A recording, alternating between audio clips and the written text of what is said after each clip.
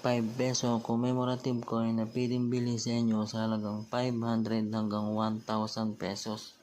Unawain lamang po ang video mga kalakwatsyerong Navy. Magandang araw po mga kalakwatsyerong Navy.